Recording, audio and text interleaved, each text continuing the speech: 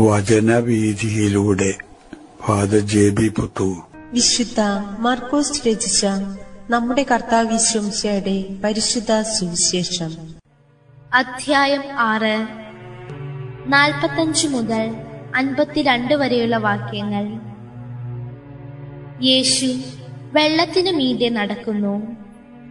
താൻ ജനക്കൂട്ടത്തെ പിരിച്ചുവിടുമ്പോഴേക്കും വഞ്ചിയിൽ കയറി തനിക്ക് മുൻപേ മറുകരയുള്ള ബെത്സൈദായിലേക്ക് പോകാൻ അവൻ ശിഷ്യന്മാരെ നിർബന്ധിച്ചു.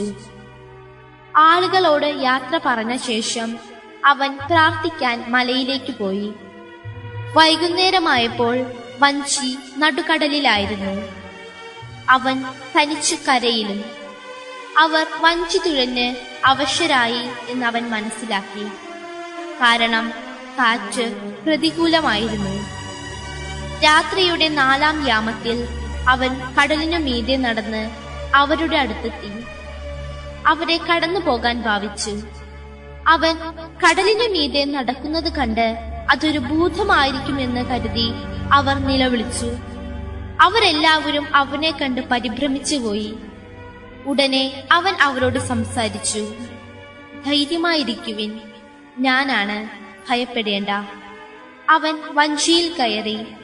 അപ്പോൾ കാറ്റ് ശമിച്ചു. അവർ ആശ്ചര്യഭരിതരായി.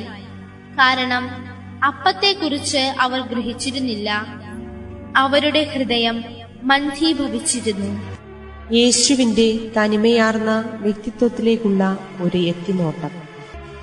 ഒരിക്കൽ യേശു തന്റെ ശിഷ്യന്മാരോടൊത്ത് മലമ്പ്രദേശത്ത് ഒരു വിജനപ്രദേശത്തേക്ക് അല്പം വിശ്രമത്തിന് വേണ്ടി എന്ന രീതിയിൽ ഒരു യാത്ര ചെയ്തു. യേശുവിന്റെ സാന്നിധ്യം മനസ്സിലാക്കിയ സമീപ ഗ്രാമവാസികൾ അവിടേക്ക് ഒഴുകിയെത്തി എന്ന് തന്നെ പറയാം. അവരുടെ നിഷ്കളങ്കതയും ഉത്സാഹപ്രകൃതിയും കണ്ടപ്പോൾ യേശു ഹൃദയം തുറന്ന് സുദീർഘമായി അവരോട് സംസാരിക്കുന്നു. അവർ കൗതുകപൂർവവും ഉത്സാഹത്തോടുകൂടിയും യേശുവിനെ ശ്രമിച്ചു.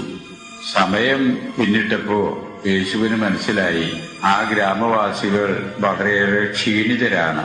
എല്ലാ തരത്തിലും ക്ഷീണിതരായിട്ടുള്ള അവർക്ക് ആ അവസരത്തിൽ ഭക്ഷണം കൊടുക്കുക ഒരാവശ്യമാണെന്ന് യേശുവിന് ബോധ്യപ്പെട്ടതിന്റെ അടിസ്ഥാനത്തിൽ അത്ഭുതങ്ങൾ ചെയ്തു പോലും അവർക്ക് നല്ല ഭക്ഷണം തയ്യാറാക്കി കൊടുക്കാൻ യേശു തയ്യാറാകുന്നു. അവർക്ക് തക്ക സമയത്ത് രുചികരമായ ഭക്ഷണം ലഭിച്ചതിന്റെ ഒരു സംതൃപ്തി ഉള്ളിൽ ഉള്ളതിന്റെ അടിസ്ഥാനത്തിൽ യേശുവിനെ തങ്ങളുടെ രാജാവാക്കി വാഴിച്ചാൽ നല്ലതാണ് എന്നൊരു ചിന്ത ജനങ്ങളുടെ ഇടയിൽ പൊങ്ങിവരുന്നു. ഇത് മനസ്സിലാക്കിയ യേശു തന്റെ സാന്നിധ്യം അവിടെ തുടർന്നുണ്ടാകുന്നത് ഉപകാരത്തെക്കാൾ ഉപദ്രവകരമാകും എന്ന് മനസ്സിലാക്കി തന്ത്രപൂർവം തന്നെ തന്റെ ശിഷ്യന്മാരെ നിർബന്ധമായിട്ട് അവിടെ നിന്ന് കടലിന്റെ മറുകരയിലേക്ക് പറഞ്ഞയക്കുകയാണ്. താൻ പ്രാർത്ഥനയ്ക്കായിട്ട് മലയിലേക്ക് പിൻവാങ്ങുകയും ചെയ്തു. അങ്ങനെ യേശു പ്രാർത്ഥനയിൽ മുഴുകിയിരിക്കുന്ന അവസരത്തിലാണ് പെട്ടെന്ന് അന്തരീക്ഷത്തിൽ വലിയ മാറ്റങ്ങൾ വരികയും കൊടുങ്കാറ്റ് എന്ന രീതിയിൽ അതിശക്തമായ കാറ്റ് വീശാനും തുടങ്ങി. പ്രകൃതിയിൽ വന്ന മാറ്റങ്ങൾ യേശു ശ്രദ്ധിച്ചുകൊണ്ട് ഉടനെ തന്നെ തന്റെ ശിഷ്യന്മാരെ പറ്റിയുള്ള ചിന്തയായി യേശുവിനെ. അവർ കടലിൽ ഇപ്പോൾ വള്ളം വലിക്കുകയായിരിക്കും, ബുദ്ധിമുട്ടുന്നുണ്ടാകും എന്ന് മനസ്സിലാക്കിക്കൊണ്ട് യേശു മലയിൽ നിന്ന് തിടുക്കത്തിൽ താഴെ ഇറങ്ങുന്നു. കടലിൽ കൂടെ യാത്ര ചെയ്യുന്ന തന്റെ ശിഷ്യന്മാരെ അടുത്ത് എത്താൻ മറ്റു മാർഗങ്ങളൊന്നും അവിടെ ലഭ്യമല്ലാതിരുന്നതുകൊണ്ട് ഒരു അത്ഭുതം തന്നെ പ്രവർത്തിച്ച് യേശു അവരുടെ അടുത്തേക്ക് ചെല്ലുകയാണ്. ആ കടലിന്റെ മീതെ രാത്രിയുടെ 4-ാം യാമത്തിൽ നടക്കുകയാണ് യേശു. എന്നാൽ ഓടിച്ചെന്ന് ശിഷ്യന്മാർ യാത്ര ചെയ്യുന്ന ആ വള്ളത്തിൽ കയറി പറ്റുകയല്ല യേശു ചെയ്തത്. ആ കടലിന്റെ മീതെ നടന്നുകൊണ്ട് താൻ കടന്നു പോകുന്നു എന്ന് അവർക്ക് തോന്നത്തക്ക വിധത്തിൽ യേശു നടപ്പ് തുടരുകയാണ് ചെയ്തത്. യേശുവിനെ കണ്ടപ്പോ യേശുവാണെന്ന് അവർക്ക് മനസ്സിലാകുന്നില്ല.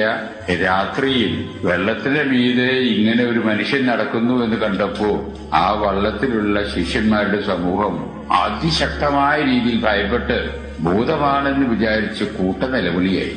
ഈ ഒരു പ്രതിസന്ധി യേശു യഥാർത്ഥത്തിൽ മനസ്സിലാക്കിയപ്പോ ആ പ്രതിസന്ധിയിൽ അവരെ രക്ഷിക്കുന്നതിന് വേണ്ടിയാണ് തന്നെ തന്നെ അപ്പോൾ വെളിപ്പെടുത്തുന്നത്. മക്കളെ, ഭയപ്പെടേണ്ട, ഇത് ഞാനാണ്. അങ്ങനെ അവർക്ക് യേശു തന്നെ തന്നെ വെളിപ്പെടുത്തിയതിനു ശേഷം അവർ സഞ്ചരിക്കുന്ന വള്ളത്തിൽ യേശു കയറുന്നു. ഉടനെ തന്നെ കൊടുങ്കാറ്റ് ശമിക്കുന്നു. വള്ളം അതിന്റെ ലക്ഷ്യത്തേക്ക് എത്തിച്ചേരുന്നു. എന്തുമാത്രം അത്ഭുതകരമായിട്ടുള്ള അനുഭവത്തിൽ കൂടിയാണ് യേശു ആവശ്യത്തിലിരിക്കുന്ന തന്റെ സഹോദരങ്ങളെ സംരക്ഷിക്കുന്നതിന് വേണ്ടി ശ്രമിക്കുന്നത് എന്ന നീണ്ട അനുഭവങ്ങളാണ് ഇന്നത്തെ സുവിശേഷം നമ്മുടെ മുമ്പിൽ അനാവരണം ചെയ്യുന്നത്.